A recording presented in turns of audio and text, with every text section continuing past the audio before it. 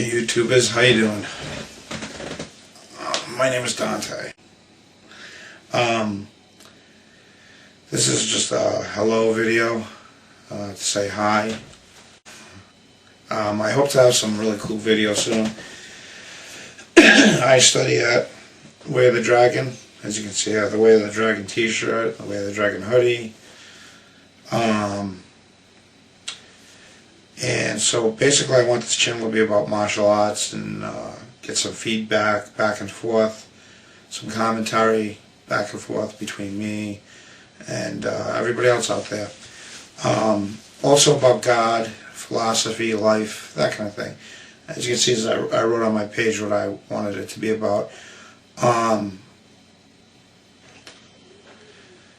I don't want it to be a running banter back and forth about God, though. I don't want it to be gigantic arguments. I don't want to take up the whole page and, to be gigantic arguments. I'm not going to start writing paragraphs about why I believe there's no hell. And that's the biggest thing about God I'd like to have everybody know is that I found out about 2 years ago. I went on a site called BibleTruths.com. And I found out that there was no hell. There is no hell. It's the truth. There are 4 different words from 2 different languages that the writers of King James, the interpreters, misinterpreted as being hell or the pit. I mean, you can go on a lot of sites, Bible Truths, they're on my webpage, BibleTruths.com or TentMakers.com. And they'll show you. I mean, when I got to that page, when I got to Bible Truths, I spent 3 to 4, about 4 days, 3 nights. I'm sorry, I'm just getting over strep throat. And I spent that long on reading what L. Ray Smith had on his pages. And I got to tell you, he's right. He's right. He's absolutely right. I always wanted to believe there was no hell, but I figured, hey, God says there is, there is. I read it, it's right there in black and white, until I started looking into the words and what they meant. It's Hades, Sheol, Gehenna, and Tartarus. Tartarus is only used once in the whole Bible, the whole Word of God, okay? And by the way, differentiate, the Bible is one thing, the Word of God is another thing. The Bible is what man wrote. The Word of God is what was written originally by the apostles and what was spoken by Jesus. And none of them ever said the word hell. Okay? So, if you want to start saying there is a hell, then say there is a Hades, or there is a Sheol, and we can start talking about what those words really mean. Hades and Sheol are synonymous. And what that means is that they mean the exact same thing. And the reason why I can say that is because when the apostles in the New Testament, when they quoted from something from the Old Testament that had the word Sheol in it, they used the word Hades and put it in its place, because they were speaking Hebrew in the Old Testament, and they were speaking Greek in the New. So, or at least that they were translating it into Greek. Okay, when they wrote it down, they wrote it in Greek. So that means it's the same thing. With Tartarus, it's only used once in the Word of God, so there's no way you can say, all right, that one time used means that there's a hell, right? And Gehenna was actually a place, the Valley of Hinnom, which is still there today. It's a large grassy area, big hole in the ground pretty much, a valley, What they used to do is throw in dead bodies that didn't have enough money for a tomb, or, they couldn't pay for anything like that. And so what would end up happening is they'd set fire to these bodies, animals and human beings, okay? And if the fire didn't get to them, the worms would, okay? Hence you hear the fire that did not cease and the worms that, that never went away, that lived forever.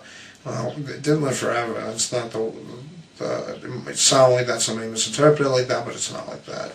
It means until there weren't any more bodies left, the fire would stay, and until there weren't any more bodies, then the worms would stay. You know, if there were enough bodies, the worms would stay. Eventually, they left.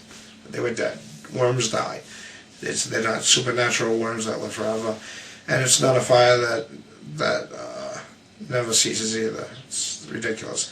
When you're looking at forever, most of the time the word is aeon or aeonus, and it means an age, a period of time, undisclosed. So when people say that you're going to go to hell forever and ever, what they really should be saying is you're going to whatever they used in that passage, you're going to go to Sheol, for an aeon, for an era, for a time.